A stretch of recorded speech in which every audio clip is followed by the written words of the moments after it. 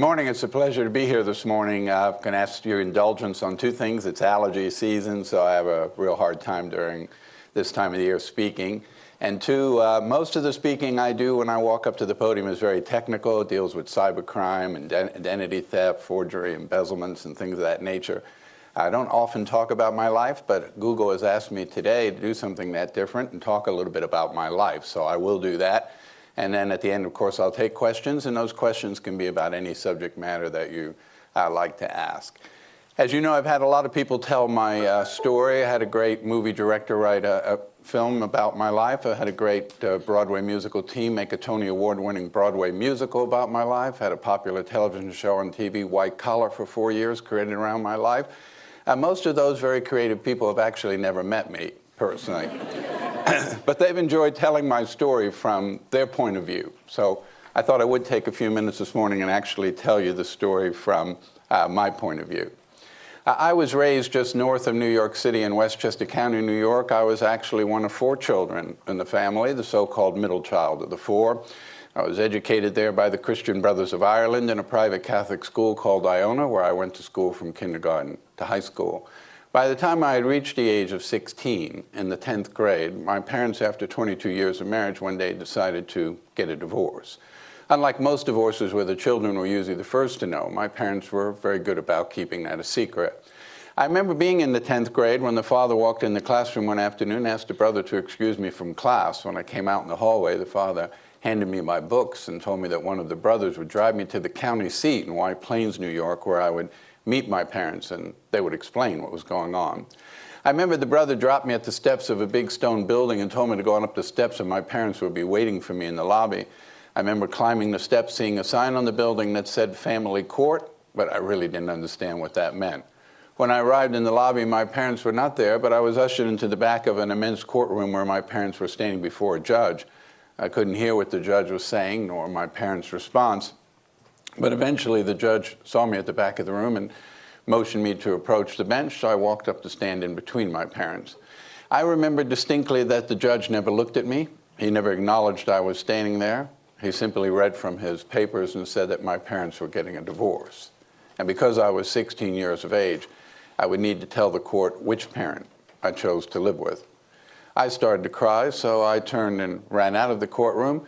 Judge called for a 10-minute recess, but by the time my parents got outside, I was gone.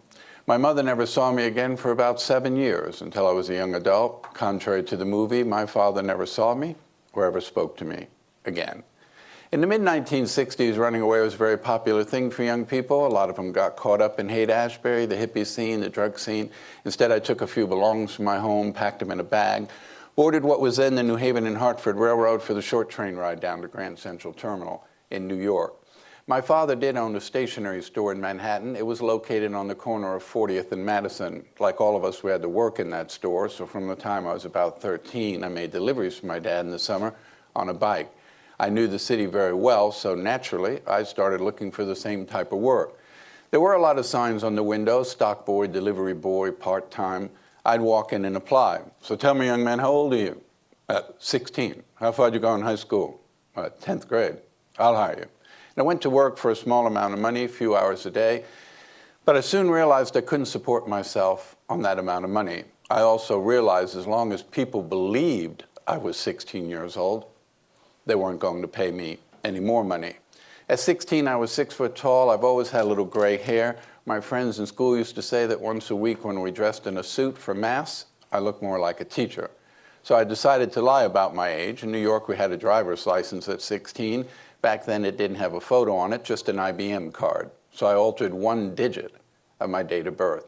I was actually born in April of 1948, but I dropped the 4, converted it to a 3, and that made me 26 years old. I walked around applying for the same type of work. People gave me a little more money, a few more hours, but even then it was very difficult to make ends meet. One of the few things I had taken when I left home was a checkbook. I had money from work in the summers. I had some money in that checking account.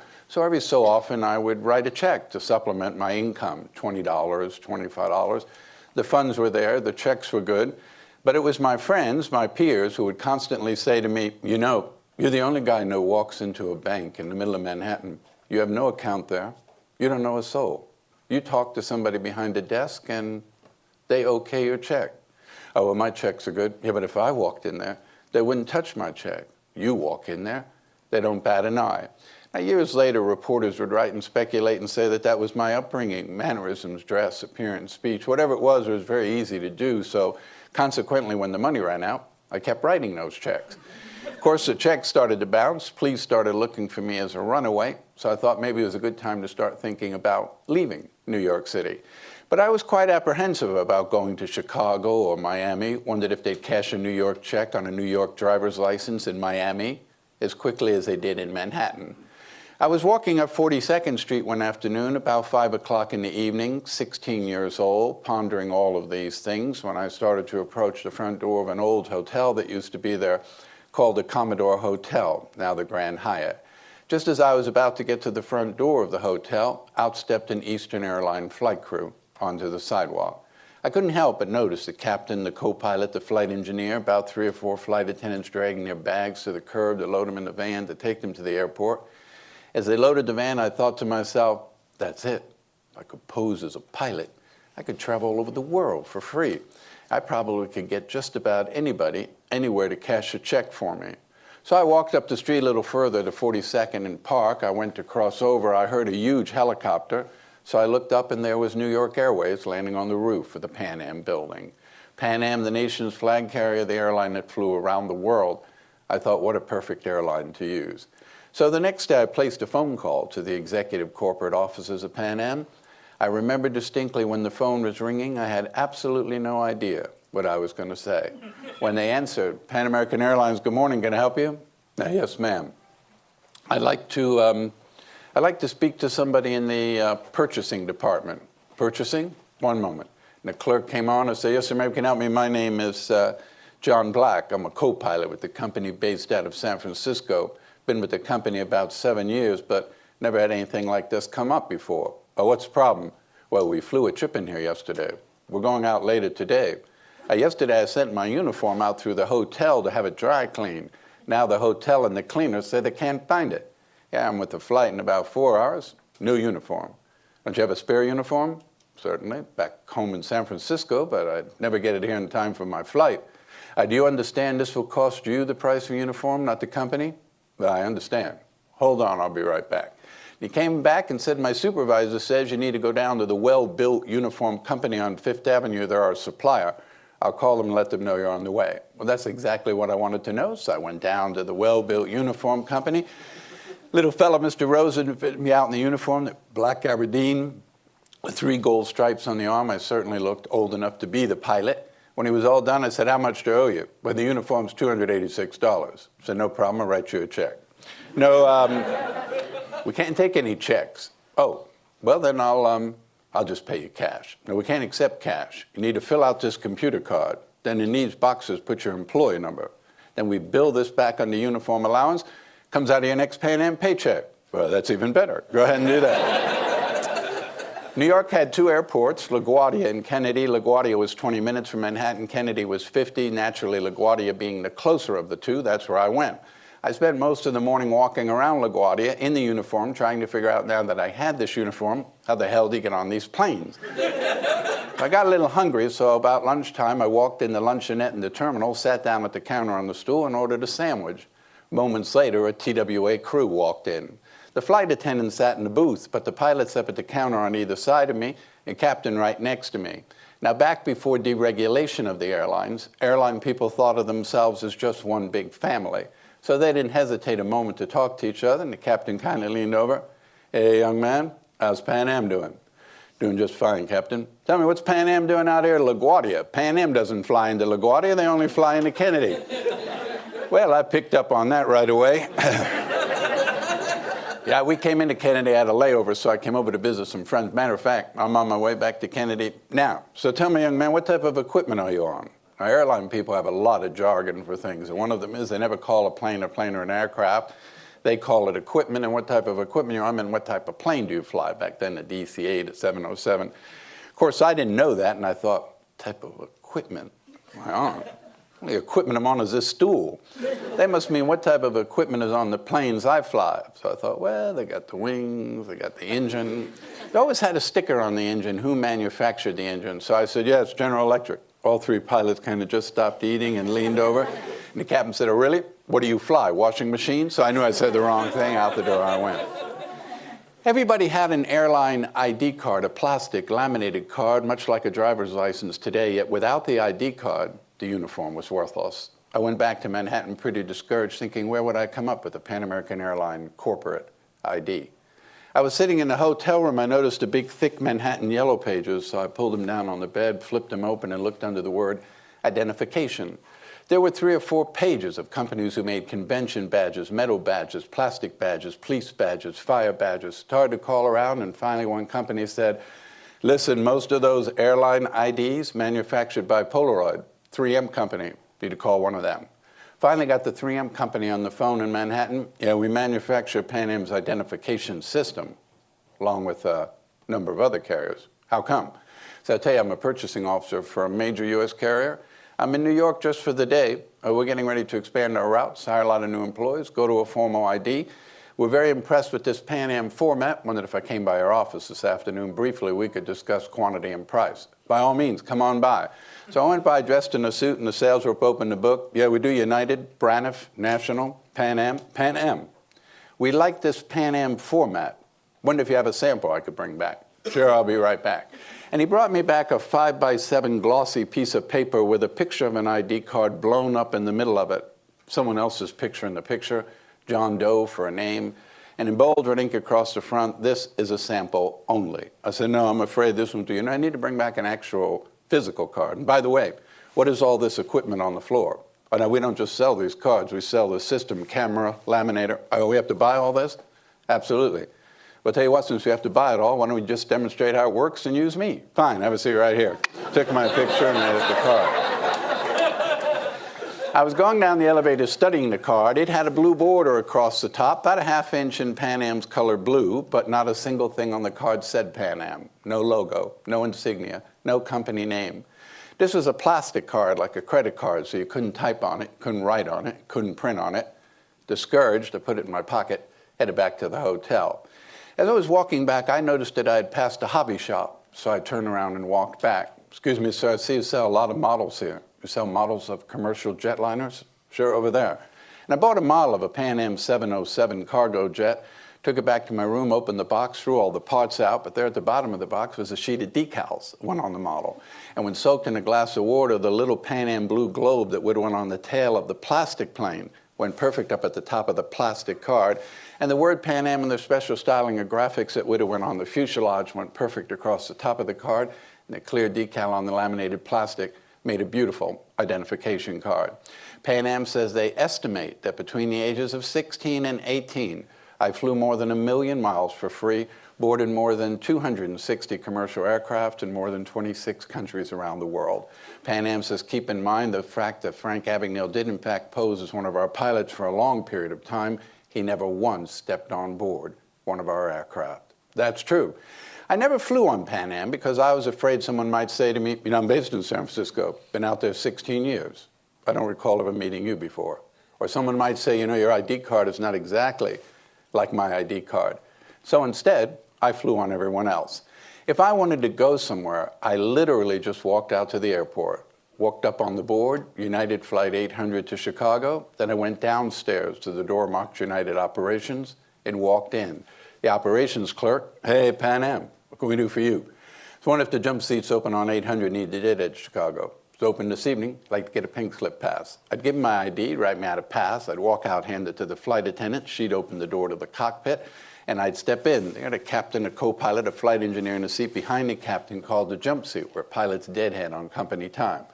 Now, because pilots love to talk shop, once you picked up that jargon, it was the same conversation over and over and over. So I just step on board, even John Bob Davis be running to Chicago. On the taxi out, always the same question. So Bob, how long have you been with Pan Am? Been flying about 7 years. What position you fly? Right seat, which is airline terminology for a co-pilot. What type of equipment are you on? Had that one down. Perfect. Matter of fact, whatever they flew, I didn't fly, so I had no problems with that. Then we'd arrive in Chicago. I'd go by the Pan Am ticket counter, but just enough to get the attention of the passenger service rep. Excuse me, I haven't laid over here in over a year. We're still at the Parma House Hilton downtown, catch a crew bus, lower level door 3 up. I'd go down the Parma House Hilton, walk in, and on the corner of the registration desk was a little sign that said Airline Cruise. That was a 3-ring binder. You signed in, referenced your flight number, showed your ID. They'd give me a key. I'd stay 2 or 3 days, and Pan Am would be direct billed for my room and my meals. I also could cash a personal check at the front desk because I was an employee of the airline. The airline had a contract with the hotel, and as a courtesy, they'd cash your check. But then I found out that every airline honors every other airline employee's personal check. Actually, a reciprocal agreement still practiced today in 2017. So at the San Francisco airport, a Delta flight attendant can walk up to an American airline ticket counter, show her ID, and cash a personal check up to $100 and vice versa. Of course, when I found that out, I'd go out to JFK or LAX, only I'd go to everybody, Northeast, National, KLM, Airfram. It would take me a good 8 hours, stopping at every counter in every building. By the time I got all the way around the other end of the airport, at least 8 hours had gone by. And what did you have in 8 hours? Shift change, new people. So I'd go all the way back around the other way again. As you know, I went on to impersonate a doctor in a Georgia hospital for a while. I took the bar exams in Louisiana, passed the bar, went to work for Attorney General P.F. Grimion on the Civil Division of the State Court, where I spent about a year practicing law. In both the job as the lawyer and the doctor, no one ever doubted for a second I was not eligible or qualified to do so. I, on my own, resigned and moved on. Of course, like any criminal, sooner or later you get caught, and I was no exception to that rule. I was actually arrested just once in my life when I was 21 years old by the French police in a small town in southern France called Montpellier. The French police were actually arresting me on an Interpol warrant issued by the Swedish police, who were looking for me for forgery in Sweden but believed that I was living in France. When the French authorities took me into custody on that warrant, they realized I'd forged checks all over France, so they refused to honor the warrant and Sweden's request for my extradition. They later convicted me of forgery and sent me to French prison. I served my time in a place called the Maison d'Arrêt, the house of arrest, in a small town in southern France called Perpignan. Steven Spielberg told Barbara Walters, it was extremely important to me to go back to that cell, to the exact cell he was in, and reconstruct it according to the logbooks during his stay there.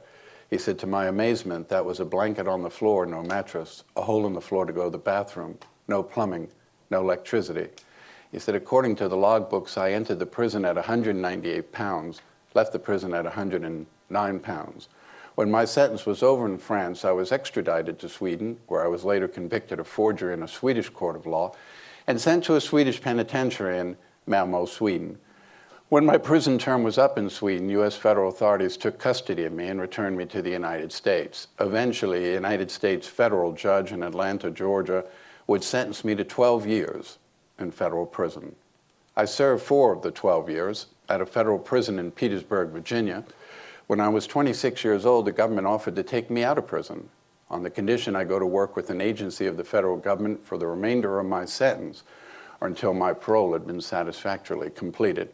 I agreed and was released. This year I'm celebrating 41 years at the FBI. I've been at the Bureau for more than 4 decades. I work out of Washington, D.C. I actually make my home in Charleston, South Carolina. So every Monday I fly up to Washington, about an hour flight, and I go home on Thursday evenings. I live in Charleston with my one and only wife of 40 plus years and my 3 sons. My youngest boy graduated from the University of Beijing in China. He went on to get his master's degree there. He reads, writes, and speaks Chinese fluently. He works for a San Francisco gaming company called Glue Mobile. He designs gaming games for the Chinese market. All of his games are in Chinese, and they're in their 4th generation as mobile games and devices. My middle son graduated from University of Nevada in Las Vegas. His degree was in business. He and his wife graduated together. And he and her own a business in South Carolina, and they manage that business together. My oldest son graduated from University of Kansas at KU. He went on to Loyola School of Law in Chicago to get his law degree, passed the bar in Illinois, and went on to make his dad very, very proud. He's an FBI agent. He's been in the Bureau about 12 years. He supervises a team that deals with American citizens kidnapped overseas. So they're a response team that operates out of Quantico, Virginia. As many of you know, I had very little to do with the film. I would have preferred not to have a movie made about my life. I actually raised my 3 boys in Tulsa, Oklahoma, in the same house for 25 years. My neighbors had no idea who I was. And I would have preferred it stayed that way, but Steven Spielberg told Barbara Walters he felt compelled to tell the world the story, not because of what I did, but because of what I'd done with my life after that. He loved the redemption side of the story, wanted the world to know the story. So in the end, my family and I were very pleased with the outcome of the film, but we thought in a couple of years that would all be forgotten and move on with our life. I never dreamed that Catch Me If You Can would go on to earn more than $1 billion for DreamWorks and be shown over and over, literally every week on HBO and TV, and then become a Broadway musical and a TV show. So consequently, every Monday morning when I come to work, I have emails. They come from all over the world. Someone who's seeing the movie for the first time, watching the play at a community theater or a high school somewhere, and they feel compelled to write. And of course, they come from people literally as young as 8 years old sending those emails to people as old as 80. Most people assume I'll never read those emails or see those emails, but they feel compelled to write and they want to make a statement. Some say, you know, you were brilliant, you were an absolute genius. I was neither. I was just a child. Had it been brilliant, had it been a genius, I don't know that I would have found it necessary to break the law in order to just simply survive. And while I know that people are fascinated by what I did some 50 years ago as a teenage boy, I've always looked upon what I did as something that was immoral, illegal, unethical, and a burden I live with literally every single day of my life, and will until my death. There are many who write and say, well, you know, you were certainly gifted. That I was. I was one of those few children that got to grow up in the world with a daddy. Now, the world is full of fathers, but there are very few men worthy of being called daddy by their child. I had a daddy, loved his children more than he loved life itself. Steven Spielberg told Barbara Walters, the more I researched Frank's youth, now without having met Frank, I couldn't help but put his father in the film through the likes of Christopher Walken. My father was a man who had 4 children, 3 boys and a daughter. Every night at bedtime, he'd walk into your room. He was 6'3". He would drop down on one knee, kiss you on the cheek, pull the cover up, and he'd put his lip up on your earlobe, and he'd whisper deep into your ear, I love you very much. He never, ever missed a night. As I grew older, I sometimes fell asleep before he got home, but I always woke up the next morning, knew he had been at my bedside. Years later, my older brother joined me in my room temporarily. He was in the Marine Corps. He was 6'4". He played semi-pro football for Buffalo, but my father would walk around to his bed, hug him, kiss him, whisper in his ear he loved him. When I was 16 years old, I was just a child. All 16-year-olds are just children. Much as we'd like them to be adults, they're just children. And like all children, they need their mother and they need their father. All children need their mother and their father. All children are entitled to their mother and their father. And though it is not popular to say so, divorce is a very devastating thing for a child to deal with and then have to deal with the rest of their natural life. For me, a complete stranger, a judge, told me I had to choose one parent over the other. That was a choice a 16-year-old boy could not make. So I ran. How could I tell you my life was glamorous? I cried myself to sleep till I was 19 years old. I spent every birthday, Christmas, Mother's Day, Father's Day in a hotel room somewhere in the world where people didn't speak my language. The only people that associated with me were people who believed me to be their peer, 10 years older than I actually was. I never got to go to a senior prom, high school football game, share a relationship with someone my own age. I always knew I'd get caught. Only a fool would think otherwise. The law sometimes sleeps, but the law never dies. I was caught. I went to some very bad places. My boys have grown up asking their mother, why is it that Dad gets up in the middle of the night and goes down to the TV room? Because you know, he doesn't turn the TV on. He just sits there all night. That's because there are things you can't forget, things you're not meant to forget. While I was sitting in that pitch black cell in France, my father, 57, was climbing the subway stairs of New York as he did every day. He was in great physical shape. He just happened to trip. He reached his arm to break his fall. He slipped, hit his head on a railing, landed at the bottom of the step. He was dead. I didn't know he was dead. I was thinking about him, how much I couldn't wait to see him, hold him, hug him, kiss him, tell him how sorry I was. But I never got the opportunity to do that. I was very fortunate because I was raised in a great country where everyone gets a second chance. I owe my country 800 times more than I can ever repay it over these past 4 decades. That is why I'm at the FBI today, 32 years after the federal court order expired requiring me to do so. I have turned down 3 pardons from 3 sitting presidents of the United States because I do not believe, nor will I ever believe, that a piece of paper will excuse my actions, that only in the end, my actions will. 40 plus years ago, on an undercover assignment in Houston, Texas, I met my wife. When the assignment was over, I broke protocol to tell her who I really was. I didn't have a dime to my name, but I eventually asked her to marry me. Against the wishes of her parents, she did. And I could sit up here and tell you that I was born again, I saw the light, prison rehabilitated me. But the truth is, God gave me a wife, she gave me 3 beautiful children, she gave me a family, and she changed my life. She and she alone. Everything I have, everything I've achieved, who I am today, is because of the love of a woman and the respect 3 boys have for their father, something I would never, ever jeopardize. There comes a time in all of our lifetime we grow older, and eventually, if we're fortunate enough, we have children.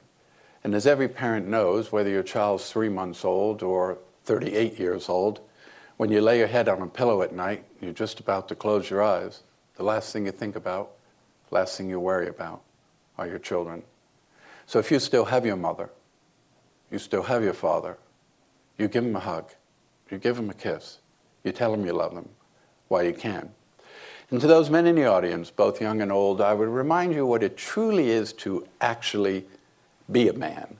It has absolutely nothing to do with money, achievements, skills, accomplishments, degrees, professions, positions. A real man loves his wife. A real man is faithful to his wife. And a real man, next to God and his country, put his wife and his children as the most important thing in his life. Steven Spielberg made a wonderful film, but I've done nothing greater, nothing more rewarding, nothing more worthwhile, nothing that's actually brought me more peace, more joy, more happiness, more content in my life than simply being a good husband, a good father, and what I strive to be every day of my life, a great daddy. God bless you, and thanks for coming this morning. Thank you. Thank you. We have a bunch of questions, both from the audience as well as some people that have sent in, so we'll take some questions I'll be happy to answer. Do you have any advice for Googlers who are feeling imposter syndrome, the insecure feeling that they're not nearly as good at their job as their colleagues believe they are? And how did you stay confident, or did you, when you knew you were an imposter? You know, people always say to me, you know, you were brilliant, you were a genius. No, I was an adolescent, and that was why I was successful. I was so young that I had no fear of being caught. I was so young that I didn't think about consequences. Everything I did was not premeditated. Everything was done by opportunity or by chance. So if, in fact, I was standing out in front of a bank in Manhattan with a $500 check, there was never a plan. I didn't say to myself, I'm going in, cash this check. If they say this, I'll do this. If they do this, I'll do that. I just went in and did it. And I felt that there was nothing I couldn't do. I had tremendous confidence in myself. But everything was for a reason. So I saw that airline crew. I never dreamed about getting on planes or staying in hotels around the world for free. All I saw was a uniform and said to myself, if I had that uniform on and I walked in a bank, it would be a lot easier to cash a check than me walking in as just some young kid. So the whole thing was to get a uniform and do that. But then I quickly realized the power of that uniform, how it turned from night to day. No one ever said no when I walked in to cash a check, even though there was no bank account there or anything else. All they saw was the uniform that didn't see me. And I realized very early on the power of that uniform. And then I realized I had gone to the TWA ticket counter, just like he showed in the movie. I was going to purchase an airline ticket, and the ticket agent said to me, "Are you riding for free or are you buying the ticket?" And I said, "Riding for free? Yeah, you on the jump seat?"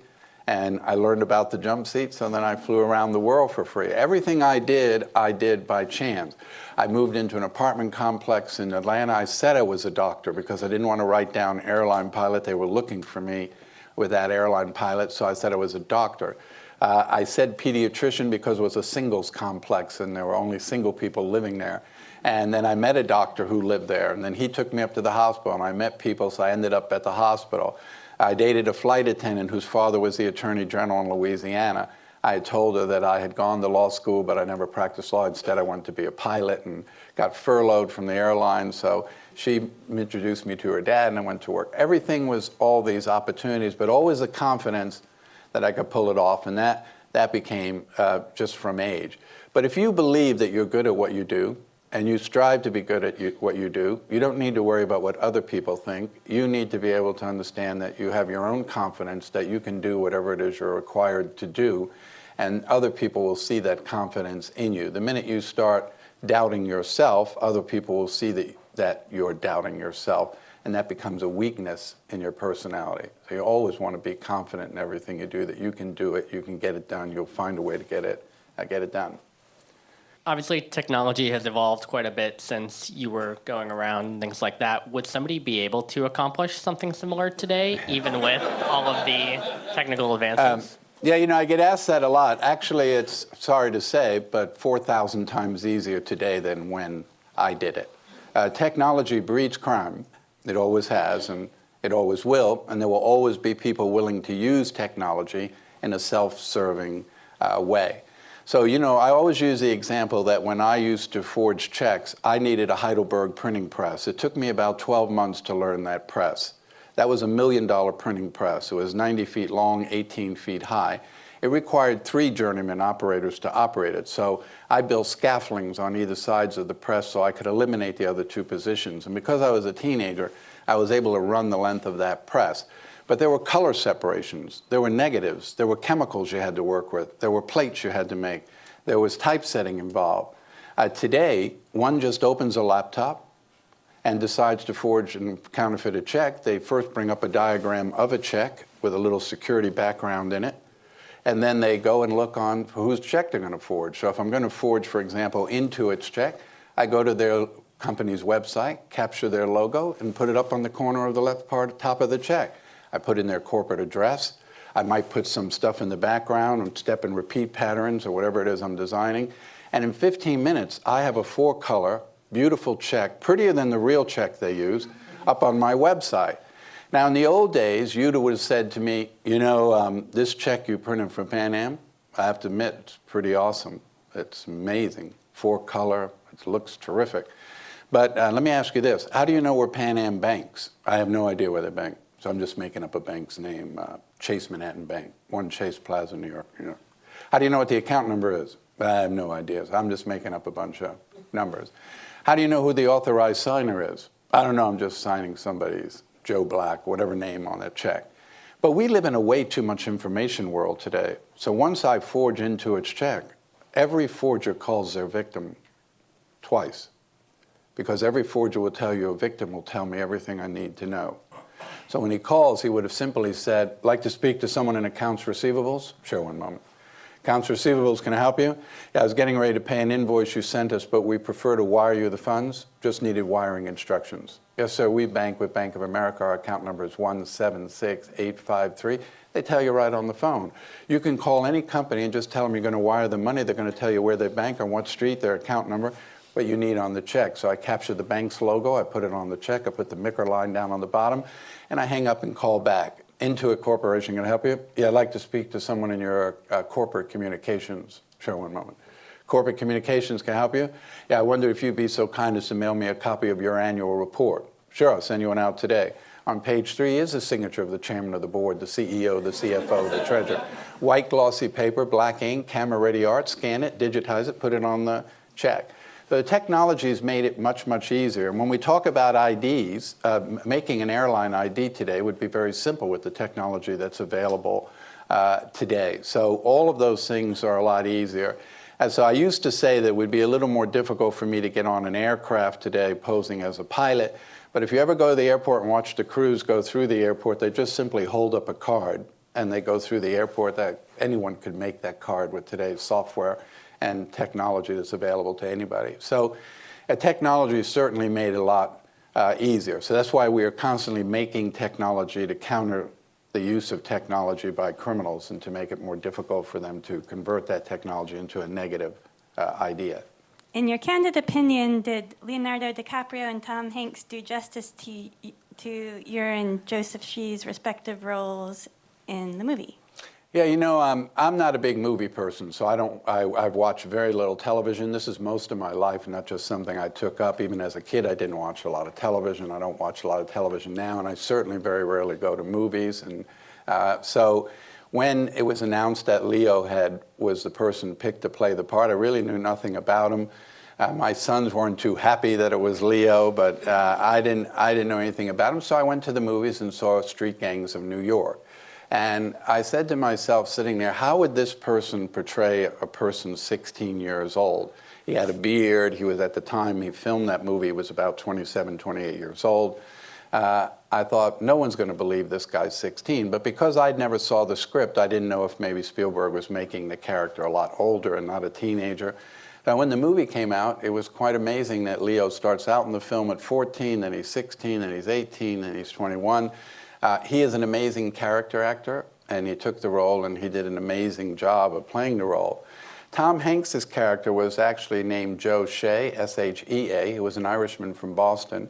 Joe Shea was my supervisor at the FBI after I came out of prison. I answered directly to him. He and I were friends for 30 years until his death. I've written 5 books on crime. The last book I wrote, Stealing Your Life, I dedicated that book to him and our 30-year relationship. But he was an Irishman from Boston, in which Tom Hanks, he didn't want his real name used, so Tom Hanks used the name of an old football player and took that name, Carl Hanratty. But if you were watching the screen, for me, it was like watching him. He looked like him, he sounded like him, he had his mannerisms. They did an amazing job, both of them, in portraying the parts of real people that were still living at that time. So first of all, as a father, your statement was just had me tearing. So I'm not going to ask you anything about that. I'm going to ask totally practical with the Equifax hacks and the Anthem hacks that everyone in this room has been probably affected by one or the other. Is there anything we can do as citizens to protect ourselves, or is it a lost cause? No, I'll tell you what to do, but let me explain this to you. That is where when I went to the FBI 41 years ago, I worked undercover for a long period of time. Then I went into the field and dealt with counterfeits and forgeries, embezzlement, financial crimes. In the last 20 years, I've dealt with only cyber-related crimes. So I spend most of my time with breaches. I have worked every breach back to TJ Maxx 15 years ago. And this is what I've learned. First of all, every single breach, every breach occurs because somebody in that company did something they weren't supposed to do, or somebody in that company failed to do something they were supposed to do. Hackers do not cause breaches. People do. And every breach comes down to that. So in the case of Equifax, they didn't update their infrastructure. They didn't fix the patches they should have put in place. They were very negligent in what they were doing. So the hacker waited for the door to open. So when you interview a hacker, the hacker will say to you, look, I can't get into Chase Bank. The truth is they spend about $500 million a year on technology. Every 12 months, they spend $500 million of their profit on putting technology and software in their bank to keep me out.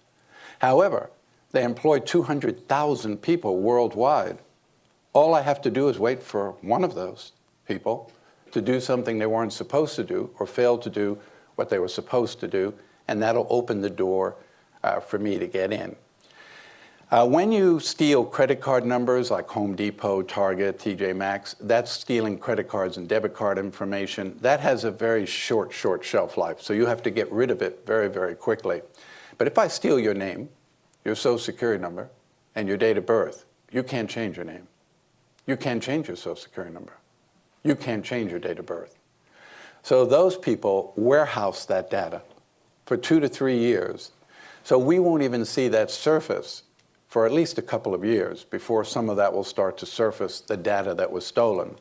whatever number they start with, I think it was 143 million, then it became 146 million. It was a million driver's licenses. Now it's 10.6 million driver's licenses. All breaches start with very low numbers before they let you know the actual true number. So it's probably about 240 million pieces of information that was stolen. But I remind people all the time that they're going to warehouse that data. So buying one-year credit monitoring service is absolutely worthless because nothing's going to happen in a year. And if you really analyze Equifax, they were very unethical in what they did. They thought to themselves, first of all, they sold a bunch of stock knowing that it was going to come out. That was worse. But then they sat there and said, how do we make a profit from this? It was our mistake, but how do we turn this around into a profit? So they sat there and said, what we'll do is we'll offer millions and millions of people one-year credit monitoring service for free. They'll sign up, and in a year from now, we'll simply say that data hasn't really surfaced yet. You need to be enrolled automatically into our program, which is $20 a month. So they're going to make millions and millions of dollars with automatic enrollment into their program. If you have been a subject of that breach, there's only two things you can do, and two things only. One, you can freeze your credit. Each state varies about that. So some states freezing your credit is free. Other states there's a fee associated with it, typically $10 to freeze it, $18 to unfreeze it, $10 to freeze it again. So for the last 2 years, I've testified before Congress, and you go to my website at abagnale.com, you'll see me testifying before Congress, telling them that they need to put a federal law across the 50 states that allow anyone to freeze their credit at any time and unfreeze it at any time. There should be no reason that there should be a fee associated with it, because then that becomes a deterrent to people actually freezing their credit. So you can freeze your credit. That's one thing you can do, and then you unfreeze it if you need it, if it's not too much of a hassle. And then the only other thing is to monitor your credit. So I've used a credit monitoring service since 1992. So for about 25 years, I've been using a service. I think they charge me like $12 a month. The reason I like it, I can monitor my own credit. I don't need them. All they've given me for that $12 is the ability to go on my keyboard in a few strokes and bring up my credit reports instantly on my screen. And up on my screen comes all three reports: Equifax, Experian, TransUnion. At the top is my score for the moment of that day, what my credit score is at those three agencies. Then I can scroll down and look at my credit. And I can say to myself, you know, I paid this car off like 4 months ago. They still show that I owe money to this bank. I'll correct that. And I can go all the way down and see every inquiry made on my credit. That's what we call hard and soft inquiries. That's your employer checking your credit, the IRS checking your credit, your insurance company checking your credit, or a credit card you applied for, and they're checking your credit. So I really don't need them, but for a fee, they're also monitoring my credit as well. So they're checking my credit, and they're letting me know in real time if someone attempts to use my Social Security number to get a job, open a bank account, or whatever the case may be. So to me, it's worth using that. Now, one other tip I'll give you is I don't own a debit card. I've never owned one. I've never allowed my 3 sons to possess one. Certainly and truly the worst financial tool ever given to the American consumer. So a long time ago, I asked myself a simple question: how would I remove 99.9% of my personal liability like that? Because I really don't want to worry about all these things. So I use the safest form of payment that exists on the face of the earth, and that is a credit card. Credit card. Visa, MasterCard, American Express, Discover Card. Not debit credit, but credit card. Every day of my life, I spend their money. I don't spend my money. My money sits in a money market account. It earns interest. Actually, nobody knows where it is because it's not exposed to anybody to find it. It's just sitting there. I go to the dry cleaner, I give them my card. I pick up the groceries, I give them my card. I put fuel in my boat on the weekend, I use my card. I pay the marina to keep my boat in the water all year long. They put the rent on my credit card. I travel all over the world. While I wait to get reimbursed, I use my credit card. If I need euros, I go to the ATM machine, I use my credit card. I'm not going to use my debit card to get euros overseas or pounds in Great Britain. And every day I use my card, and then if I pay the bill in full or part of the bill, my credit score goes up. So I'm building credit while I'm using that credit card.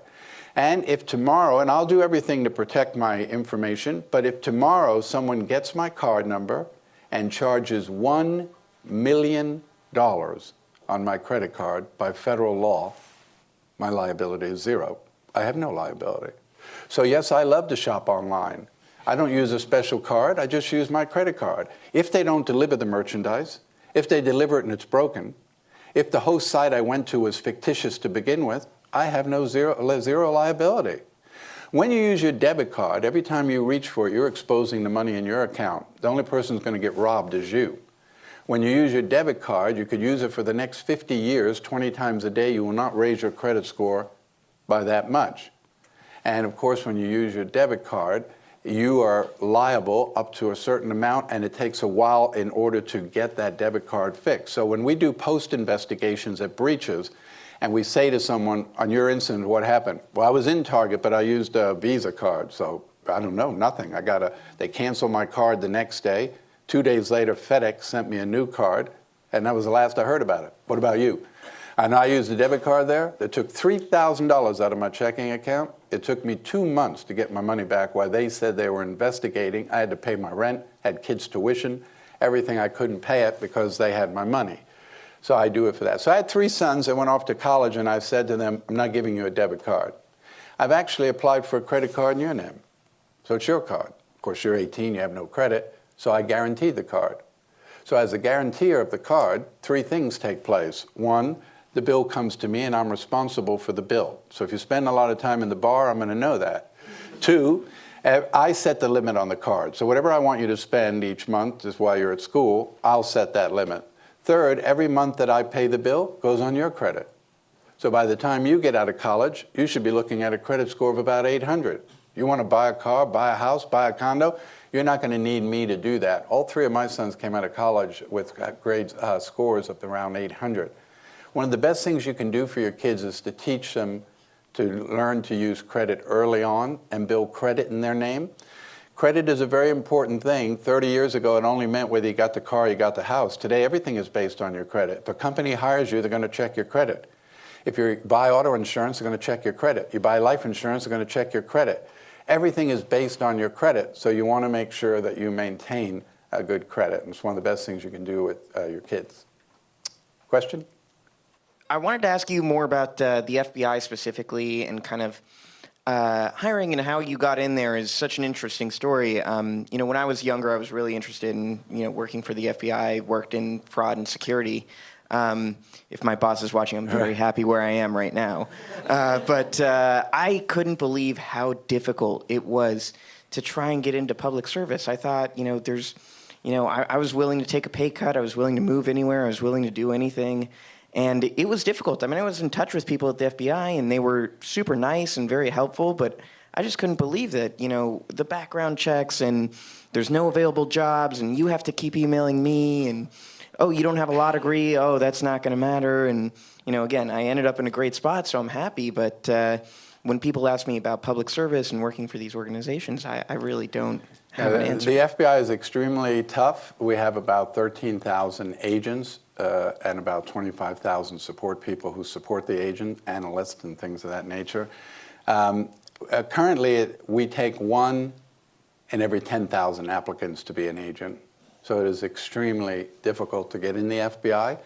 So just to share the story with you, my oldest boy, when he was about 14, I used to take my kids to the FBI Academy, which is on a Marine military base in Quantico, Virginia, because they like to shoot guns on the range, and I would take them up there. And while I was teaching class, they would be out there with the instructor shooting on the range. And I remember distinctly coming back off the base, which takes you about 20 minutes to get from the academy off to the base. And when we were riding through the base, he said to me, Dad, this is what I want to do. I want to become an FBI agent. I said, well, that's great, son, but, to keep that in mind. And so he graduated from high school. He said to me, I really want to become a FBI agent. I said, that's great. You got to go to college. So he went to school at University of Kansas, got his undergraduate. I always thought he'd change his mind. My wife always had a Christmas party for all the agents in Tulsa. We had about 200 FBI agents in the state. And every Christmas they would be at our home with their family. And he would go talk to all of them. And the special agent in charge, who's in charge of the entire state, he would say to him, yeah, my son tried to get in, but they turned him down. And he explained to him that senators' sons have been turned down, former presidents' sons have been turned down. Has nothing to do with anything other than you. And I kept emphasizing that to him. But I kept thinking he'd change his mind. So when he graduated from undergraduate school, I said, son, I would recommend you go to law school. I have no desire to be a lawyer. I said, no, I understand. But if you really want to pursue the FBI, that would put you up a little higher in the chances of getting in. He went to Loyola School of Law. He graduated from law school. The Bureau requires you pass the bar, so he took the bar in Illinois, passed the bar. And then he went through the year-long process of the process it takes to apply to the Bureau. And I got very worried because I'd say to my wife that, I'm a little concerned because, first of all, I don't know if someone in management would like the fact that my son is an FBI agent. Or maybe someone in management would look at it and say, his dad has done so much for them, we need to look at his son. It had absolutely nothing to do with that. It was all about him. And I always tell him every day he's living his life's dream. So he got in. But it is very, very tough. So when the Bureau came to me, and they just a few years ago celebrated their 100th anniversary, they did a big coffee table book, and they talk about me in there as being the only person they ever did that with. The whole thing to the Bureau back then, the director was Clarence Kelly, who was the director of the Bureau at that time. He wanted the ability, because he could say to me, okay, you are a lieutenant in the Army. You have been in the Army this many years. Your expertise is this missile. I need you to learn all of this in 2 weeks, and I'm sending you to this base, and I want you to find out what's going on in this particular area. He knew that no matter what assignment he gave me undercover, I could go do it, whether it was a scientist at a lab in New Mexico, whether it was a doctor in a hospital. He knew that I could get away with it, make it people believe that I was that person without any doubt, and that's how they used me. I think that was their initial thing, and then, of course, when my time was up, and again, keep in mind that when I got that offer, to me it was just an opportunity. I looked at it, well, opportunity to get out of jail. I'm not going to sit here and tell you I was a changed person, that I was a different person than when I went into prison. I just saw that as an opportunity to get out of prison, so I was going to do it. But then you get involved with the men and women of the FBI, who obviously are probably the most ethical people you ever meet in your life. They have tremendous character, love of country, love of family. That kind of wears off on you. And I started to realize that, I met my wife, and I was becoming a husband. I had to take care of my wife, I had to take care of children, fatherhood. All those things is what really changed my life. It wasn't that I was rehabilitated or those things changed my life. So it started out more as an opportunity. So when my time was over and the court said his court order ceases to be, he's free to do whatever he wants to do, I made the choice to stay there, only because I thought that I could bring a lot to the Bureau. So the Bureau was very smart. They realized very early on that I wouldn't be accepted very well. And so there was a great scene in the movie where Steven Spielberg obviously knew that it was very, very difficult for the agents. You can keep in mind now, this is back when there were no women agents, no blacks, no Hispanics. Everybody was a white agent, and they either graduated from Harvard or they graduated from Yale. And they all came from very good families, and it was a totally different environment 40 years ago. So they all had really tunnel vision. Once a criminal, always a criminal. So they were not very, very happy with the fact that I came there. So he showed that scene of me walking in the office and the way people looked at me. That took years for me to turn that around. It took years for me to build their credibility. And of course, in the first part of my career, I was out in the field, so as undercover, so they really weren't dealing with me. So when I finished working undercover, the director then simply said, you know what, he needs to go to the academy and teach class, so that every agent who comes to the academy, he will be their instructor in one of their courses, and they will all know him. So I've taught at the academy now for well over 35 years. I taught my son when he went through the academy, 3 generations of agents. That helped a great deal because they learned who I was early on, knew who I was, and that changed a lot of that. But it took a lot of work to turn that around and build that credibility. I'm curious to know whether or not you continued to fly even after you were released from jail and working at the Bureau, as the movie suggests, or if that was a bit of Hollywood embellishment. Now, when people ask me, and I saw the movie in a movie theater, I've only seen the movie twice. I've seen that trailer 1,000 times, but I've only seen the movie twice. So when the media asked me what I thought about the movie and what was right and what was wrong, I said, well, first of all, I have 2 brothers and a sister. He portrayed me as an only child. In real life, my mother never remarried. There's a scene in the movie where she's remarried as a little girl. That didn't really happen. In the real life, I never saw my father after I ran away. In the movie, they keep having him come back to Christopher Walken. In the film, was nominated for the Academy Award for that role as my father. That didn't really happen. I escaped off the aircraft, but I escaped off the aircraft through the kitchen galley where they bring the food and stuff onto the plane, and there they had me escape through the toilet. So my wife kind of looked at me and said, "You didn't go through the toilet, did you?" I said, "No, I didn't go through the toilet." So I thought he stayed very close to the story, but pretty much all of that, he was very concerned about being accurate, first of all, because it was the first time he made a movie about a real person living. Second, the Bureau had an information officer on the set for all the shooting of the entire film to make sure that what he said about the FBI and what comments they made and all that was accurate. There was an agent from our information officer on the set. And then, of course, as he later said, I really got most of my information from those 3 retired agents, because he said their notes were so particular and so accurate. He said that when I filmed the scene in the hotel room, I had scripted it, and so we're sitting there, and I said, "Read me your notes." He said, "I entered the room with my gun pulled. I heard someone in the bathroom. I ordered them to come out of the bathroom, and this is what happened." He basically loved his notes better than his script, so he used his notes for the film. So I thought he did a good job of staying very accurate with the movie. I'll just make a final comment to you. Having to deal with cyber now, I like to write about crimes in the future. So I always used to write to my class about what will we investigate 5 years from now? What will an agent be doing 5 years from now? And unfortunately, there's good news and there's bad news. First of all, the good news, we will be doing away with passwords in the next 24 months. Passwords will leave the world. There will be no more passwords. There is a new technology called TruSona. That's TruSona, stands for True Persona. It is a company in Scottsdale, Arizona that created a technology for the CIA, which we have used now for the last few years. That technology, and I was an advisor on that technology for the CIA, so I'm an advisor on bringing it to the commercial world. But it was the ability for an agent to send data back from the field, such as Afghanistan, on their iPhone, and that Langley would know 100% that is the agent on the other end, to 100% identify the person on the other end of the device.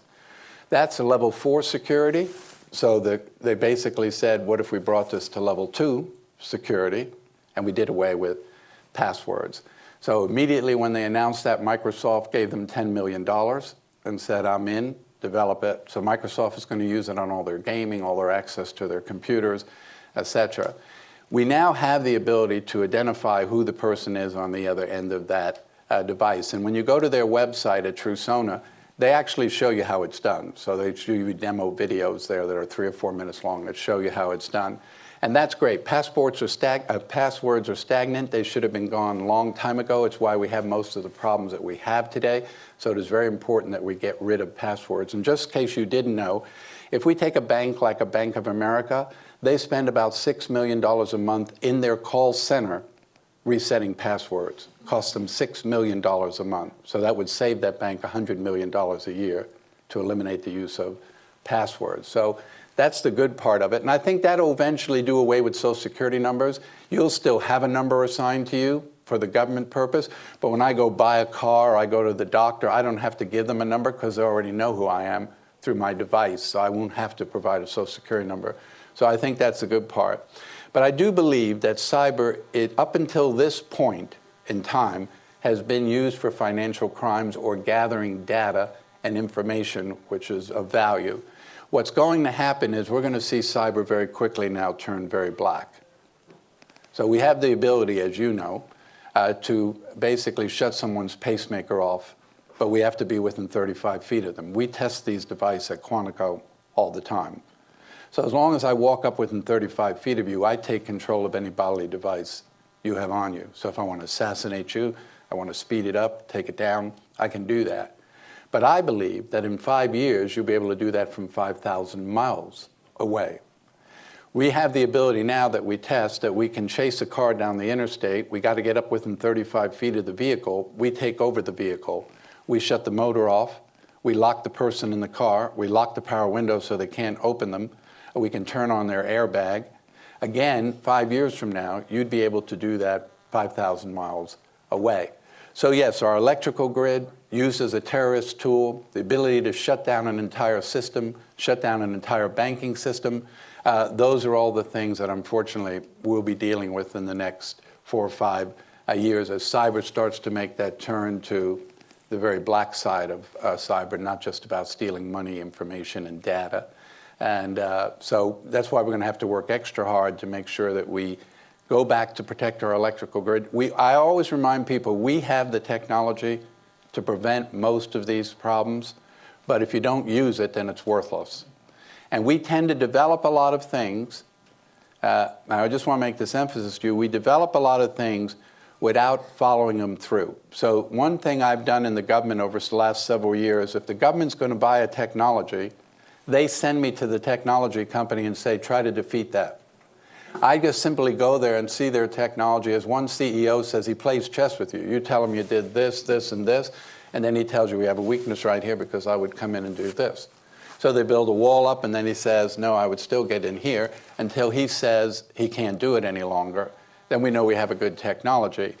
But very rarely is, and I did that with TruSonar when we did it for the purpose of the CIA. But today, and it tells you on the website that I advised on that project and why, how it became down to commercial use. But today what we have is we develop things. So we say to you, here's a device you put in your kitchen, and then you can talk to it to tell you, ask what the weather is, what's on TV tonight, all of that. I could easily reverse that and listen to everything you say in your house. There are so many weaknesses in your home. Your security cameras are access points, your remote control on your TV, your Samsung television, your refrigerator that tells you how much milk is in it. My thing is I really don't need my refrigerator to talk to my toaster. They've gotten along for a long time without ever having a conversation. But what happens is we develop something, we get real excited about, we gotta get this to the marketplace. And sure enough, we never look at the negative side. All I try to say to a technology company, yeah, this is great. Now, can you take a little time to just say, how would someone use this technology in a negative, self-serving way so that we build the block to that before we ever give it to the public to use it? We'd save a lot of problems. Been an absolute pleasure spending the morning with you. Thank you very much for coming. It's been a pleasure. Thank you. Thank you.